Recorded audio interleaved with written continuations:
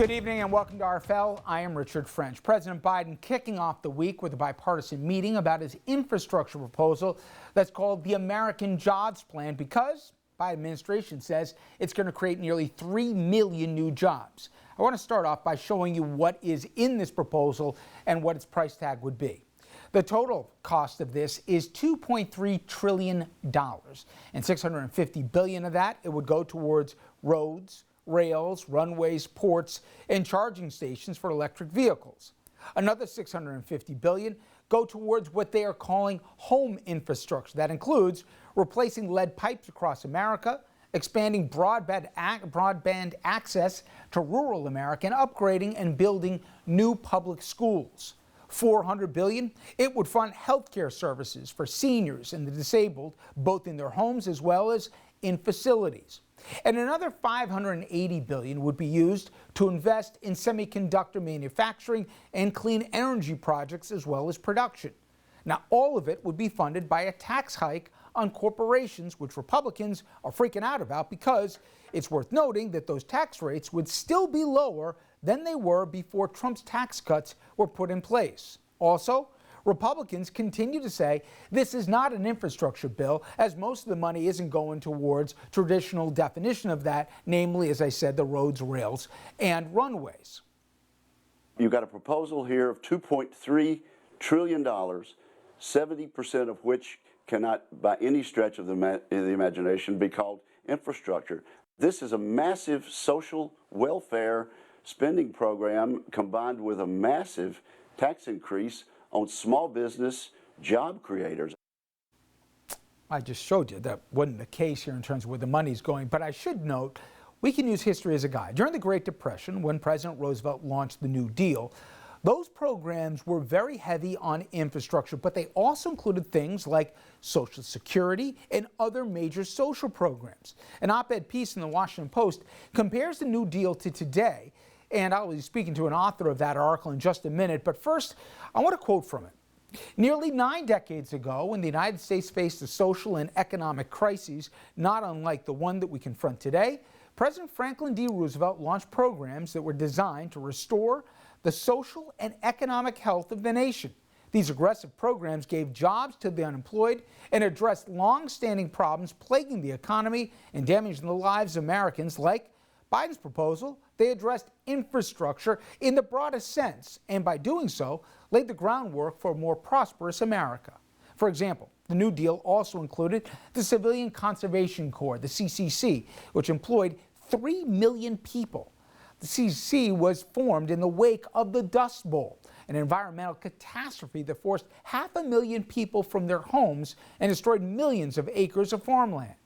The CCC wound up planting 3 billion trees, which helped to repair much of the damage from the Dust Bowl and also helped to make the soil fertile again.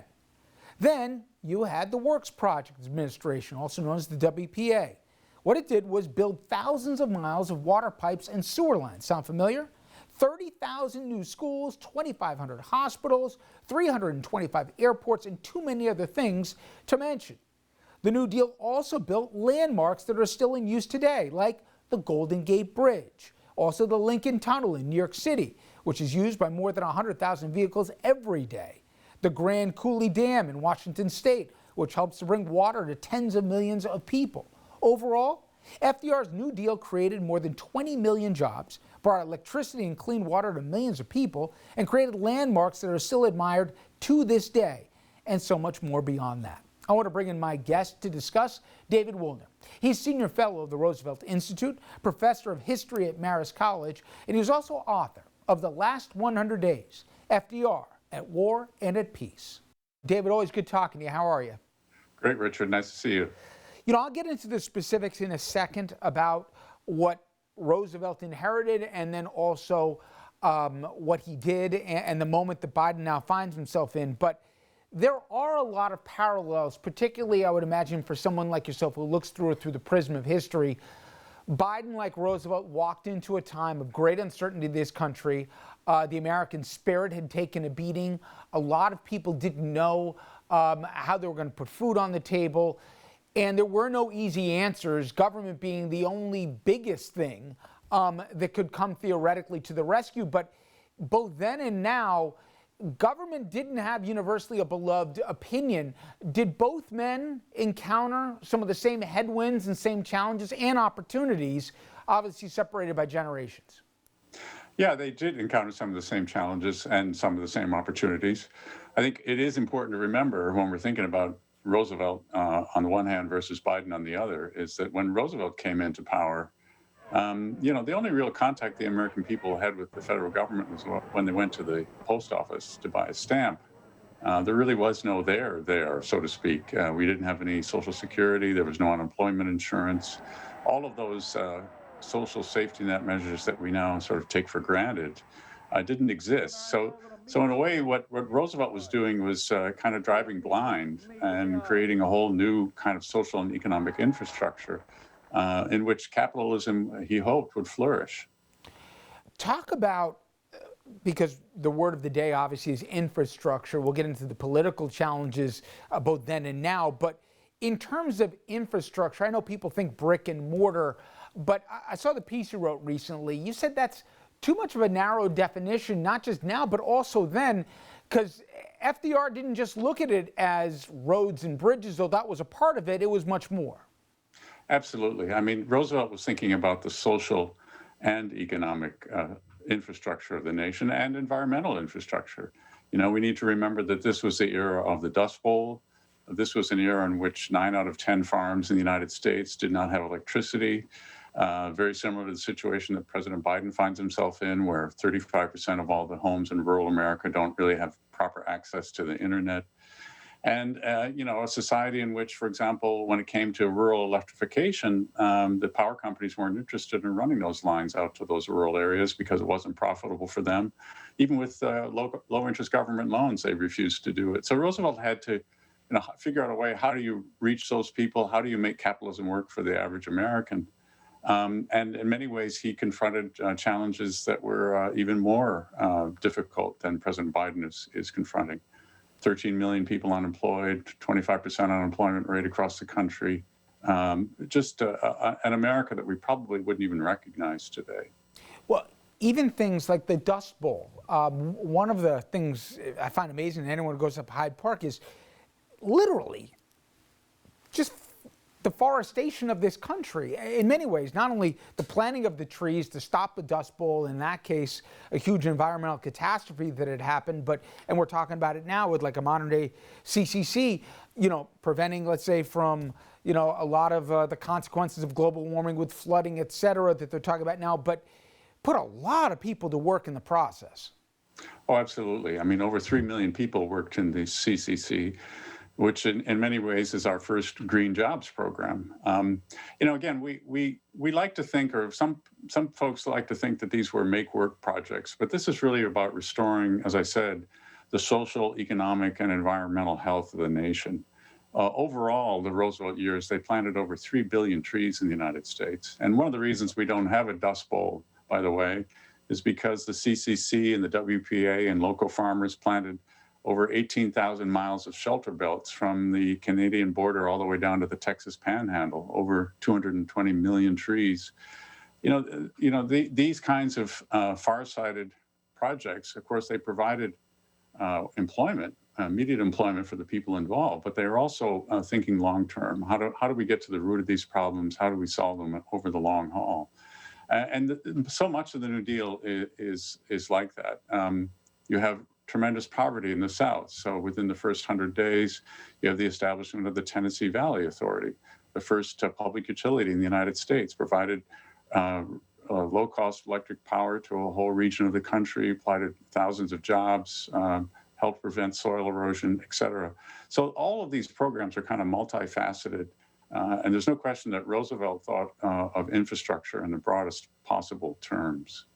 Did you see then and now the same challenge where government shouldn't be looked at as the enemy, but maybe, the solution of either last resort or someone you can actually trust? I mean, I at one of the events that Ferry had done at the time was the story that Senator Harry Reid told about hanging up that burlap sack with a picture of FDR on it, because that's how they got the grain or the flour into the house, who put food on the table when no one else would.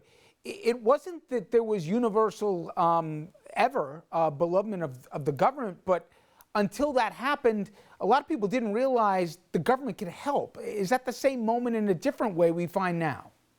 I think absolutely. I mean, there's two things to keep in mind. One is that, since the Reagan years, the conservative right has been consistently condemning government as, as Reagan said, not part of the solution, but part of the problem. And we have a whole generation or two of Americans who have kind of forgotten just the critically important role that government can and should play in keeping a healthy capitalist economy working properly. Part of the reason is, of course, that they have those New Deal provisions in place. They have unemployment insurance. We have Social Security. We have the right to a minimum wage and so forth. But, and also in Roosevelt's time, it's important to keep in mind that the bipartisanship or the partisan nature that we face today, let's put it that way, is much different. There were lots of liberal Republicans in the 1930s that supported the New Deal. And I think Roosevelt's strongest critics actually were conservative Democrats, particularly in the South. So issues would be debated on their merits more than on, whether it's a Republican idea or a Democratic idea. And I think the partisanship of today's world is a very significant challenge for Biden, much more so, I think, than Roosevelt faced, certainly in the early years of the 1930s. Was in some ways FDR, did he surprise folks because obviously he came from a family of means? Biden in many ways was considered the moderate, and he's now seen as audacious with the scope of what he's trying to do. The men at the center of this, were they seen in any way the same way now? Well, it's an interesting question. I mean, Biden has a reputation of being a kind of working class guy. He's Amtrak Joe, as he used to be known, a champion of the working class and the middle class in America. President Roosevelt, of course, was quite different, coming from the sort of patrician aristocracy in the United States. But both of them had a great ability to communicate with the average voter, and Roosevelt was exceptional in that ability. He gave his fireside chats. He gave 2 press conferences a week. He stayed in touch with people, and he developed a bond of trust with the American people that resulted in the largest electoral victory in U.S. history, 523 to 8, in terms of the Electoral College vote in 1936. So he had tremendous popular appeal. That's not to say that conservatives love the New Deal. I mean, he had his detractors. There's no question, particularly among the wealthy elite in the country. But he really became a champion of the working man in the country, and people felt that they had a friend in the White House. And what I find interesting about President Biden's approach is it's kind of similar. He doesn't see this massive infrastructure proposal and the agenda that he's laid out before the country as being radical. He thinks it's necessary. I mean, I think he justifiably has spoken about the chronic underinvestment that the federal government and the U.S. government has played in the last 20, 30 years in infrastructure and in social programs. So in a way, what he's trying to do is, as he said, change the paradigm, get people used to the idea that government is an institution that can help provide a better quality of life for all Americans, regardless of their background, regardless of their race, regardless of their gender, et cetera. So, this is a kind of reinvigoration of what would by the 1930s and 40s and even 50s and 60s be considered a standard role for government. And up next, we're going to continue our conversation with Professor Woolner, including a closer look at the politics involved back then, during the Depression, and now with President Biden.